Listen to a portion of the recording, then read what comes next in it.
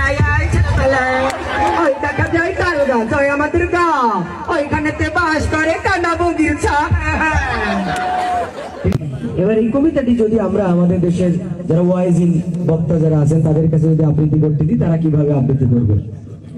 অন্য সুযোগ আমার কবি বলেছেন, ওই দেখা যায় তাল গাছ, ওই আমাদের গা, ওইখানেতে বাস করে গো কানা বগির ছা। আমি বগিরে জিজ্ঞাসা করলাম, ও বগি তুই খাস কি? পান্তা ভাত চাস কি? বগি কান্ড কান্ড কই, পান্তা আমি খাই না, পুঁটি মাছ পাই না, একটা যদি পাই গো অমনি ধইরা গাপুস গুপুস খাই।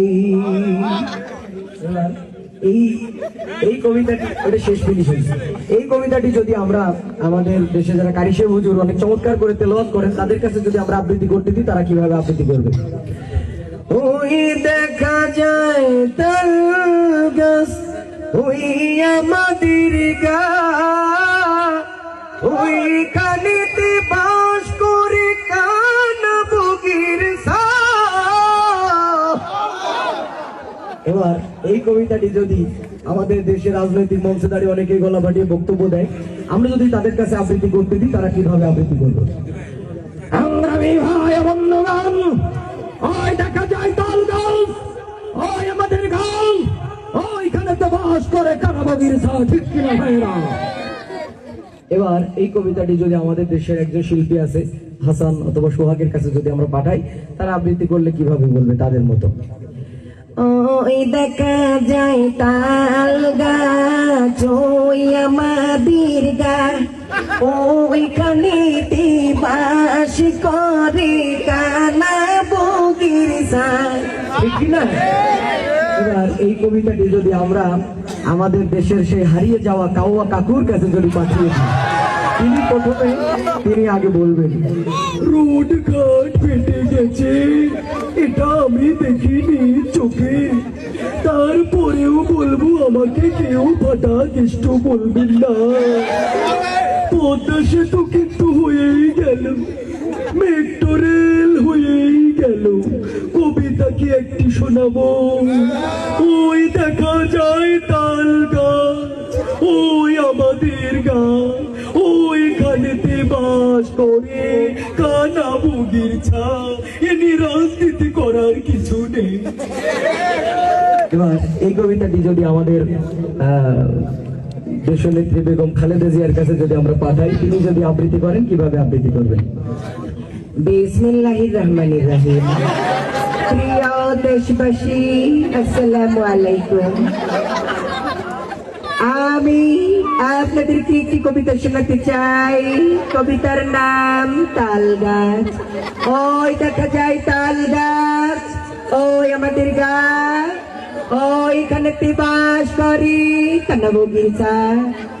আমরা বলে দিতে চাই, ও বগি তুই খাস কি? পান্তা ভাত চাস কি?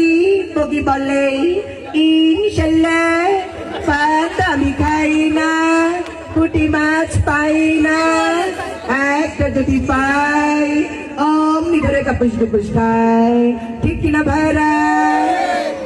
এবার এই কবিতাটি যদি আমাদের দেশে যারা মুরব্বী যারা আছেন, মানে যাদের 32টা দাঁতের ভিতর 36টা দাঁতই ধরে পড়ে গেছে, এরকম মুরব্বী লোকের কাছে যদি আবৃত্তি করতে দেওয়া হয়, তারা কিভাবে আবৃত্তি করবে? কি আরো বলবো বাবু, ওই দেখা যায় তাল গাছ, ওই আমাদের গা, ওইখানে যে বাস করে বাবু কানা বগির ছা। আমি বললাম, ও বগি তুই খাইস কি? পান্তা ভাত চাই। বগি কয় পান্তা আমি খাই না, পুঁটি মাছ পাই না, ওই একটা যদি পাই অমনি ধরে কাপুস গুপুস খায়। এবার এই কবিতাটি যদি আমরা আমাদের দেশে নারী ও পুরুষের মাঝে একটা জাত আছে, নাম কি? আমাদের মাঝে আছে নাকি দু একজনের? আমরা বিশ্বাস করি নাই। তো আমরা যদি তাদের কাছে পাঠিয়ে দিই, তাহলে তারা এই কবিতাটি কিভাবে আবৃত্তি করবে? আয় আয় ছেলেবেলা, ওই দেখা যায় তাল গাছ, ওই আমাদের গা, ওইখানেতে বাস করে কানা বগির ছা। ঠিক কিনা? এবার যেহেতু আমার নোমান ভাই বলেছেন যে আমাদের কুয়াকাটা হুজুরের সুরে একটু বলার জন্য, না আমরা এটা বাদ দিই। অনেকে আছে না যারা কান্না করে বয়ান করে, আমাদের দেশে যারা আছে অনেক বুজুর্গরা কান্না করে বয়ান করেন অনেকেই, আমরা তাদের মতো যদি আবৃত্তি করি তাহলে কেমন শোনা যাবে? বাবারে ওই দেখা যায় তাল গাছ, ওই আমাদের গাছ, ওইখানেতে বাস করে কানা বগির ছা। আরে আমি বগিরে জিজ্ঞাসা করলাম, ও বগি তুই খাস কি, পান্তা ভাত চাস কি? আরে বগি কান্দা কান্দা কই, পান্তা আমি খাই না, পুঁটি মাছ পাই না, একটা যদি পাই অমনি ধইরা গাপুস গুপুস খাই। ঠিক কিনা বলেন ভাইরা? আমাদের দেশ আউলিয়াদের দেশ, বিভিন্ন আউলিয়াদের দরবারে বিভিন্ন ধরনের জিকির হয়। আমাদের দেশে এক ধরনের ভণ্ডরা আছে, তাদের দরবারে এক ধরনের জিকির হয়। আমরা যদি তাদের কাছে পাঠাই এই কবিতাটি, তারা কিভাবে বলতো?